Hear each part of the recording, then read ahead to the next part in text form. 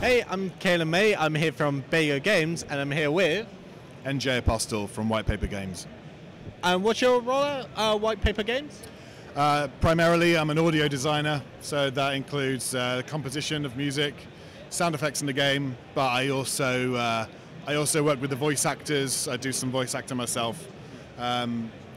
We all wear multiple hats and do as much as we can. Oh yeah, like with a studio the size of White Paper Games, like everyone kind of chips in a bit here and there, right? Yeah, absolutely, yeah.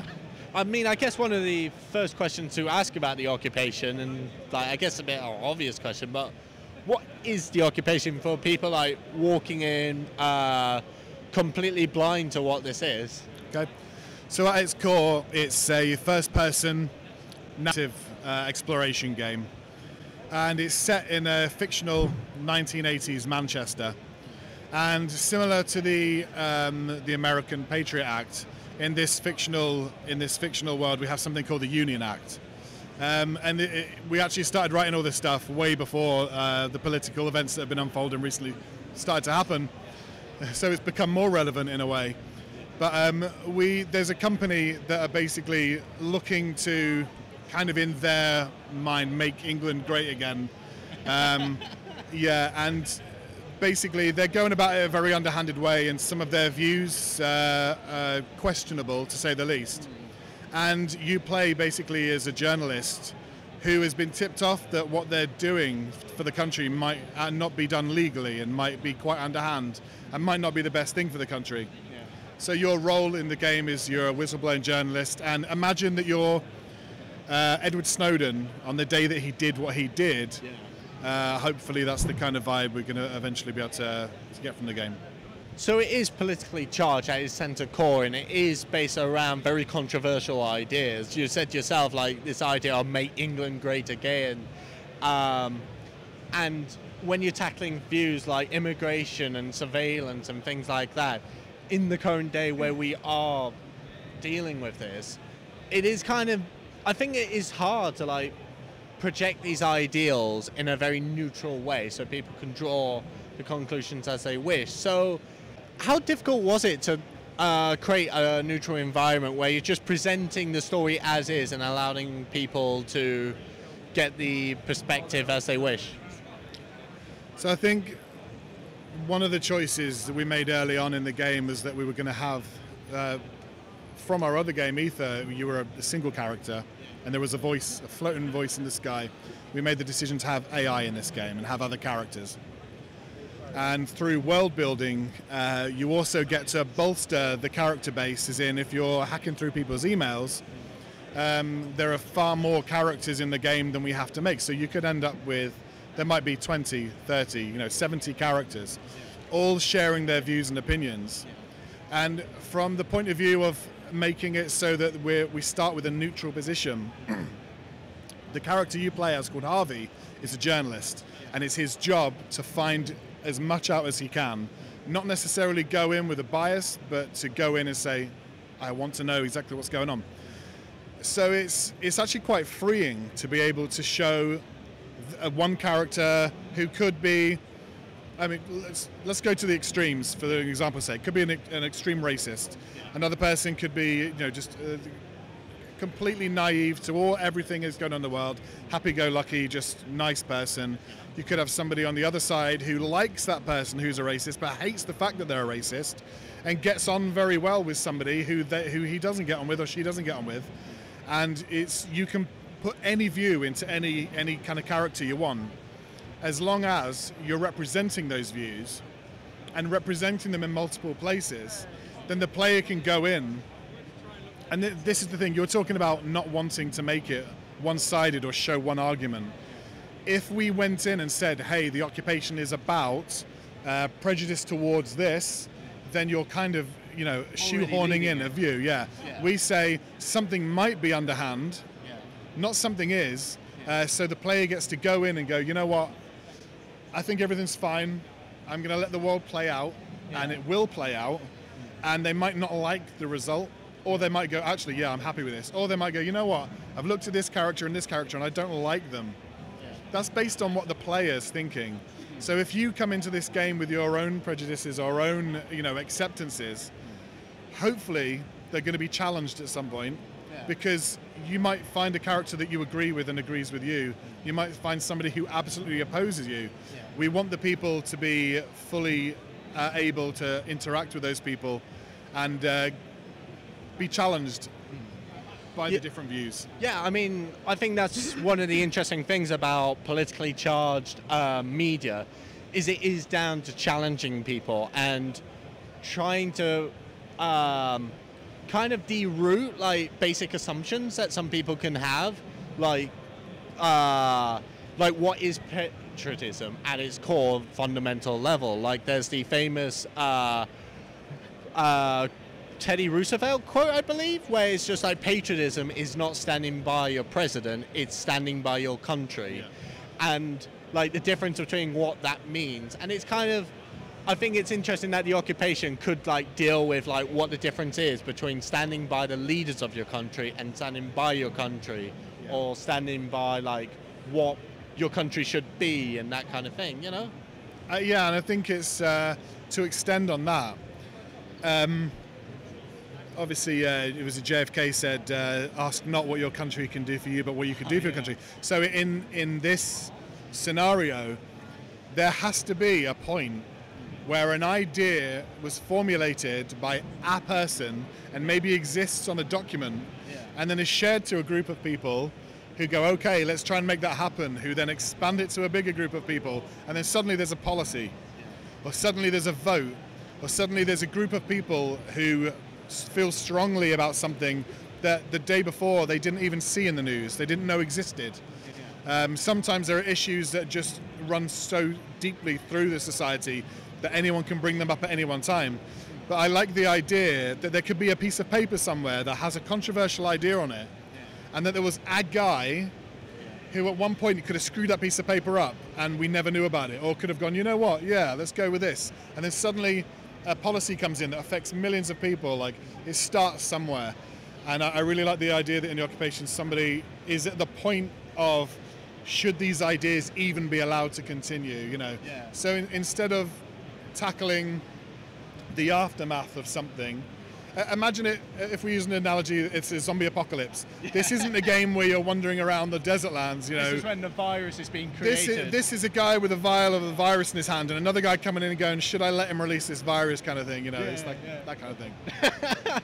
Yeah, I mean, that's a very interesting analogy. It's like you're in the thick of things as it's being created, rather than dealing with, oh, why is everything so awful? I need to fix this. Exactly, yeah. So I think it's interesting, this idea that you can intervene as the policies are being created, and the fact that the game is based in the 80s, where you had policies coming through that were very controversial, like the poll tax, which did lead to rioting, which leads me to wonder, so why set it in the 80s?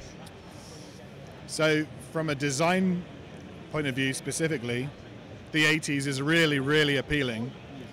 If you're going sci-fi, you can have lasers and guns and weird swords that are also shields and whatever you want. But when you're basing it in a more or less reality-based setting, if you based it today, then I can just text somebody, or I can FaceTime them, I can Skype them, I can send them a million emails and do all these different things.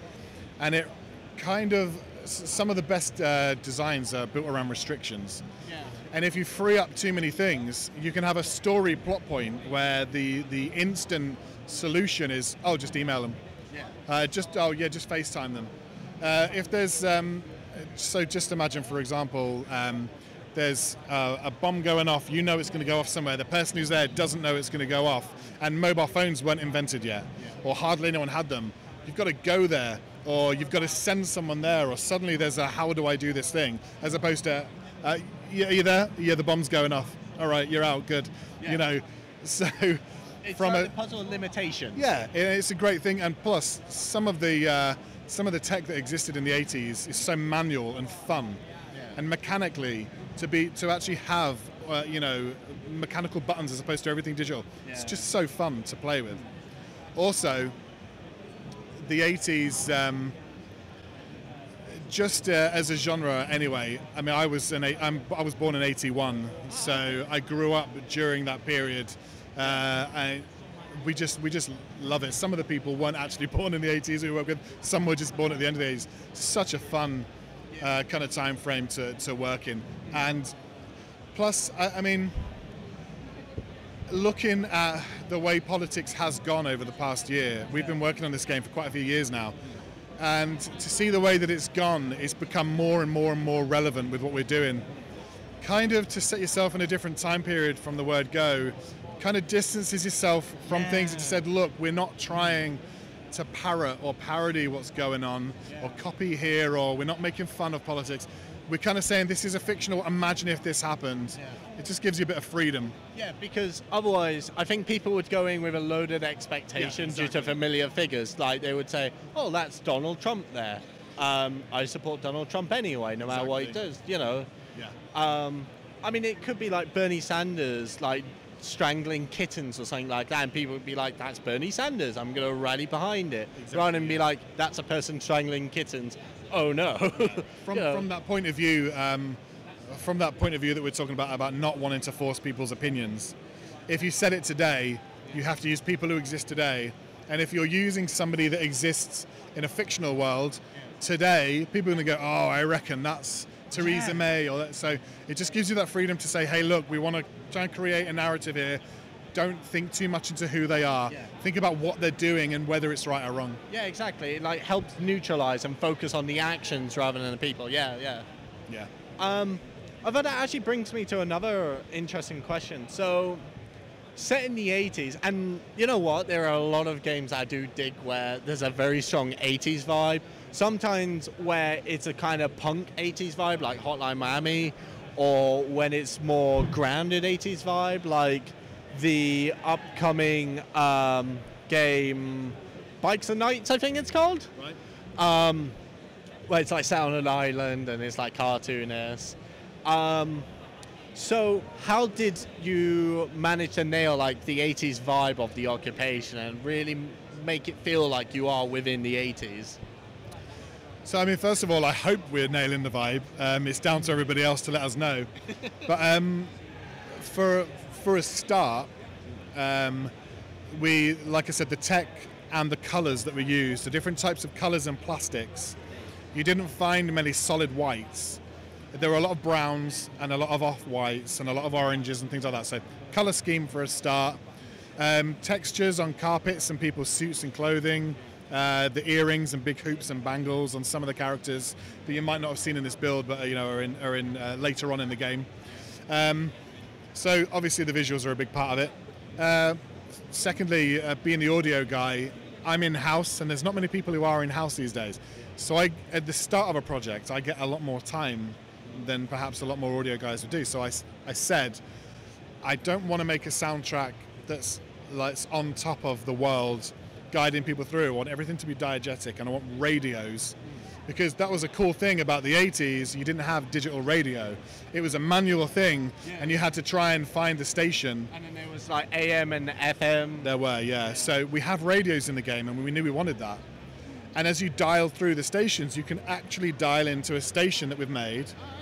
And I've so far, I think I'm on about 26 songs, all written in the 80s by, imagine if David Bowie and Duran Duran got together and their songs had a baby. Sweet. So there are 26 currently actual pop tracks, ranging from rock to rock and roll to new romantic, some old 80s punk, some soul music. So there's just a variety of things. And I didn't go down that, like you're talking about Hotline Miami and games like that, are so stylized, and it's so cool to see that.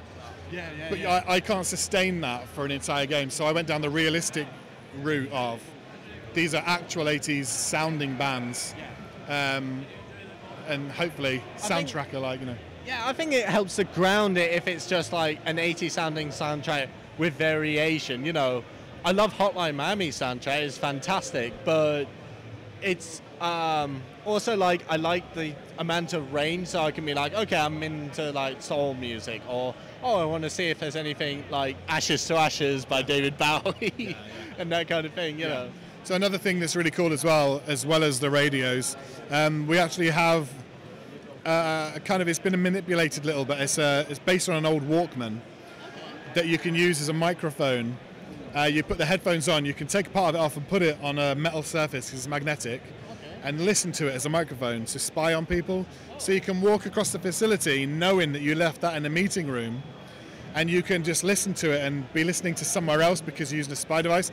But because it's a Walkman, or it was, or that style of thing, it's obviously not ripping off Walkman itself. Disclaimers, but you can actually open it up, find tapes around the place, put the tape in, and if you wanted to, you can just walk around and listen to an entire mixtape of the 80s, So we're trying to give people freedom to do what they want. And you can just like record wherever. Like you can be like, okay, so this radio track is playing a really nice song, but I need to go do this plot point. I'm going to just record this for later. Right, so that leads us onto a really important mechanic of the game. Okay. So you can't record, but you can listen in real time as it happens. And once it's happened, it's gone. And the game happens over a period, the main part of the game happens over a period of around about 4 hours. If a meeting happens at 10:30 a.m., it happens at 10:30 a.m. And if you weren't there, that meeting happened anyway. All of the AI will go there and have that meeting. All of the dialogue will play. If you didn't listen to it from across the other side, you will never know that happened, but it happened.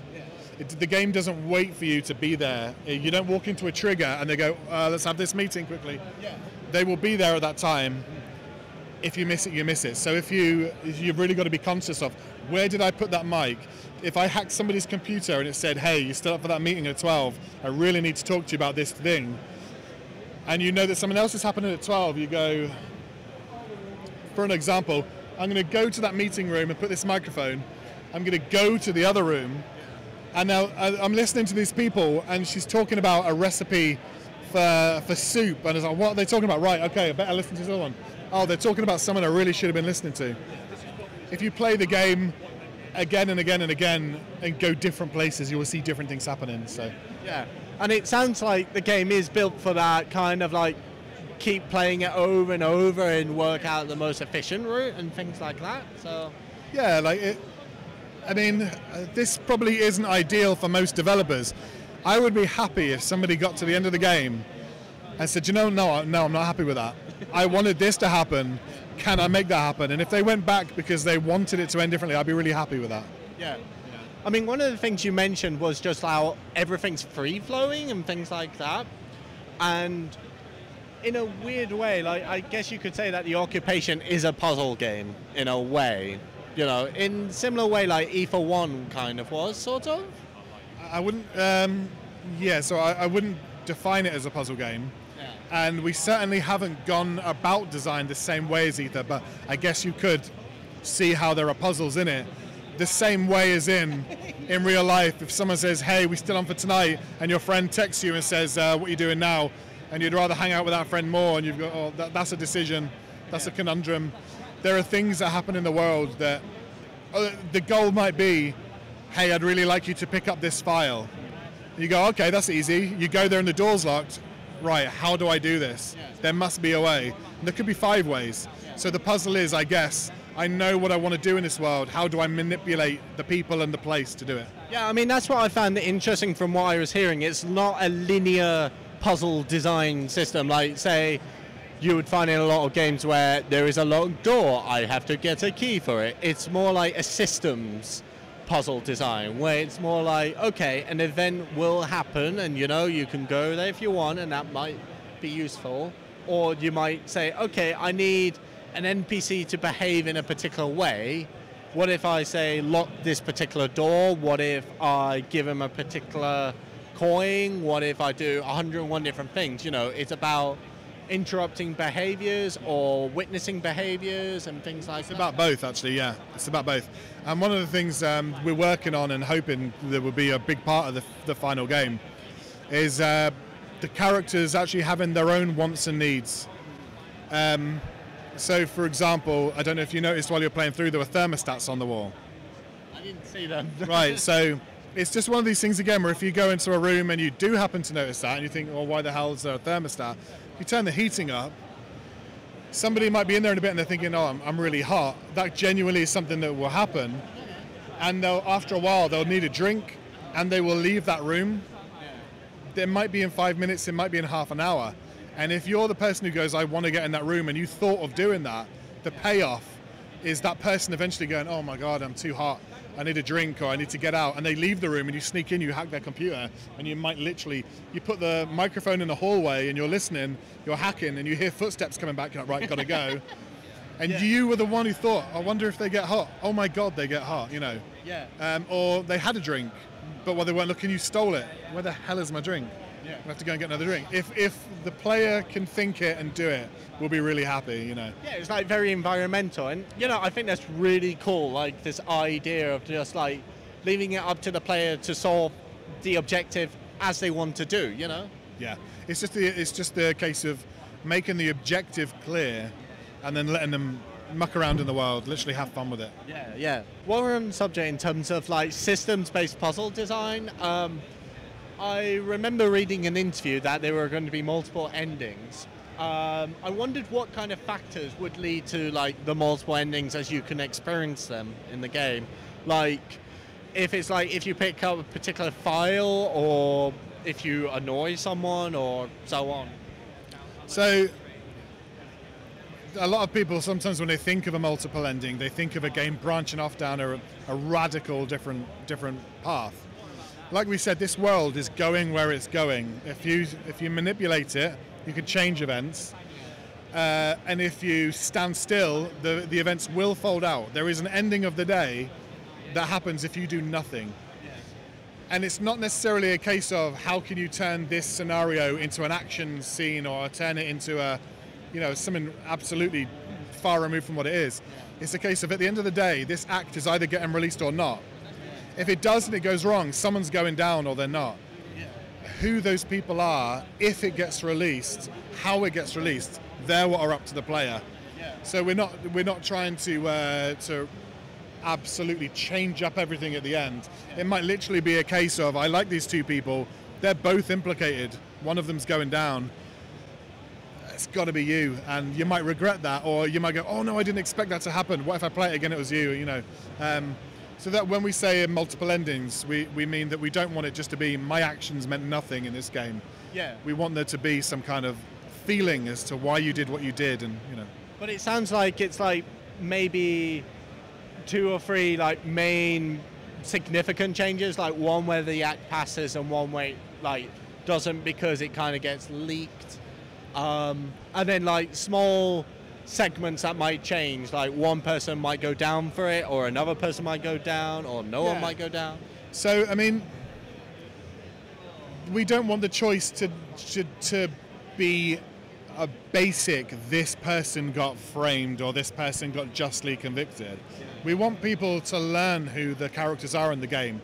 We don't want random guards that have no names and no faces getting killed left, right and center. If there's an AI in the game, they've got a backstory, and they've got, like, someone might have kids. Those kids might be dependent on them. And somebody else is a really a horrible person. They don't have any kids. So I'm sending them down because they don't have dependents, or I know for a fact that person's horrible anyway, and I just want to do that. You know, if that's who you are, that's who you are. But we don't want it to be pick guy on the right. It's going to be I'm going to pick between Carla and Steve, 2 people in the games, and I know that Carla has kids, and I've just listened to her saying how she wants to get back to her husband who lives in another country, but the act's making it hard for her to do that. And I'm feeling for her because I'm thinking, well, how can I maybe help her? And then suddenly the game's, well, maybe she's the one to go, and it's like, no, I like her, and I like him as well. What do I do? We don't want it to be A and B. We want it to be, well, yeah, I've got to do this, you know. We want me to learn the characters. Fair enough, yeah. Another thing that I noticed about the occupation was that it's very UI light, in the sense of, I think there's only one dot on the screen that might change contextually. Occasionally it will pop out in the bottom right where like press R to get your briefcase out and that kind of thing. Like, how did you try to minimize the UI, like inform players of things like objectives and information, things like that? Yeah, so I mean, the best thing about coming to a show actually is we get to test what we've put in. It's really, really easy to just put everything on screen.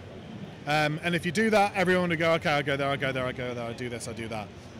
But the second you start saying the objective's right there and you've got to pick this up and do that, that's not a game anymore. That's, oh, I pick this up and what, I put it in there, oh, and that, great. We want people to walk into a room and go, I reckon I need to put something in there because the woman in the head told me that was important. What's in here? This. Okay, you know, so we want people to, we don't want to say, hey, press A to do this or press B to do it all the time. We want people to, we've built a system that's called a press and hold mechanic. So if you grab something, you can then manipulate it, and there'll be multiple levels or very few levels, but it all works on the same kind of mechanic. So once we tutorialize that, hopefully we can let go of people's hands, and we want them to walk around the room without prompts and just say, I'm gonna pick this up. Oh, I slide that, oh, there's a code on there. Right, I'm gonna put that in my briefcase. I might need it, I might not. And go up to a door, and again, we don't want to say open door. Once they know how to open things, we want them to be able to creep through a door, and we want them to find that out themselves, because one of the coolest moments in gaming is where somebody walks up to something and thinks, I wonder if that works. And then when it does, that's the reward. It's like a payoff, to find out that you experimented and it worked out. You have a big piece of UI on the screen, it says this works. There's no mystery, there's no, I did that. The game just told me to do it. So you start from the point of giving them nothing, and then say, okay, they're struggling there. How about this? And they go, oh, cool, okay. And they're moving around, struggling there a bit. We need to add that in. So we try to add what's needed so that people have a great experience. And it's a constant process.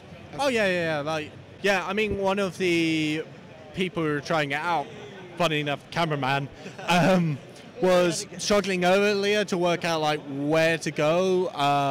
I admit I was struggling where to go because there weren't really signs posted of like locations. So, I mean, there's things like that, you know. So that's where the balancing comes in, because I know the game intimately. So there are signposts with all the room numbers on walls, and then all the room numbers are above doors. And at one point she says it. So it's the case of saying, right, people aren't picking that up because there's so much information. Maybe she needs to say it again. Maybe we need more signage. Or maybe we need some indicators that lead to signage. So yeah, you're right. It's not enough to just have it there. You've got to see how people are interacting with that and say, right, we're at one of these stages that needs to be addressed, and that's from these shows. That's what we do. We say, right, this is the overall consensus. Let's try and make it so that people don't ever get confused there. You know. But yeah, you picked up on it exactly. It happens. I know they're there. But I need you to know they're there. You know.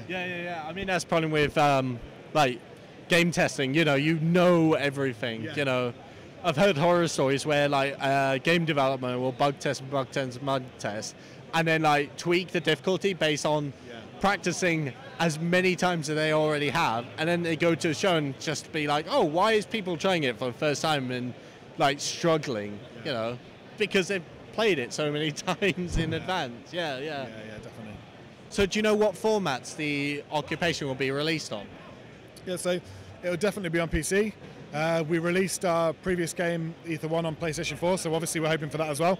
We're pushing for that. And I mean, we want to take all the options that are available to us. It's just a case of logistics at the time. So yeah, I could say with absolute certainty it'll be on the PC and hopefully other consoles as well. Sweet. Is there a release date yet? I mean, it's pre-alpha, so I'd be surprised, but so on? So I mean, we're working flat out to get it ready. I'm not going to fall into the trap of saying, hey guys, it's on this date, and then it doesn't turn up. I wouldn't want you to. It will be out next year. I'd be very surprised if it's not, and we would like that to be as early as possible. Okay, so 2018 release, hopefully. Okay. So thanks for the interview. Do you know where people can find out more about the Occupation? Yep, so they can go on our Twitter on whitepapergames.com or theoccupationgame.com. We're on Instagram as well. We're trying to be everywhere. So yeah, just find us, follow us, White Paper Games. And the website?